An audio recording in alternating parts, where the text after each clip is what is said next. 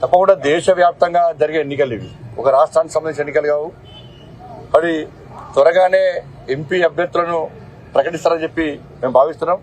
ప్రకటించాలని కూడా కేంద్ర నాయకత్వాన్ని కోరుతాము. వారి సమాచారం ఉంది కాబట్టి చెప్పిన తప్పలేదు.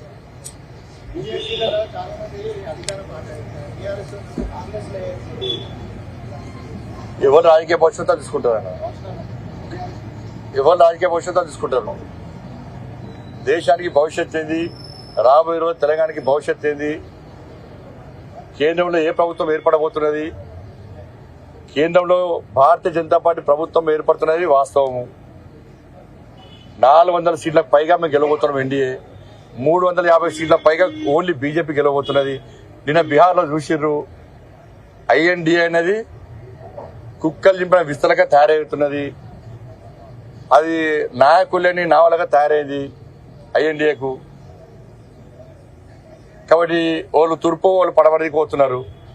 స్ట్రేట్ గా మంచి దేశం గురించి ఆలోచన అందరూ కూడా ఎన్డీఏలో చేరుతున్నారు. కాబట్టి కేంద్రం నిలుస్తూనే తెలంగాణ రాష్ట్రం అభివృద్ధి చెందుతుంది. కాబట్టి కేంద్రంలో ఏర్పడేది భారతీయ జనతా పార్టీ ప్రభుత్వం.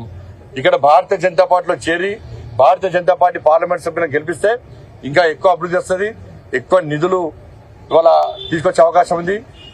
చాలా మంది కింది స్థాయి నాయకులు, స్థానిక సంస్థల ఎన్నికల్లో గెలవాలనుకున్న నాయకులు, రేపు గెలిచిన తర్వాత అభివృద్ధి చేయాలనుకున్న నాయకులు, వాళ్ళు గెలిపించిన ప్రజలకు న్యాయం చేయాలనుకున్న నాయకులు అందరూ కూడా భారతీయ జనతా పార్టీలో చేరితే మీకు న్యాయం జరుగుతుంది.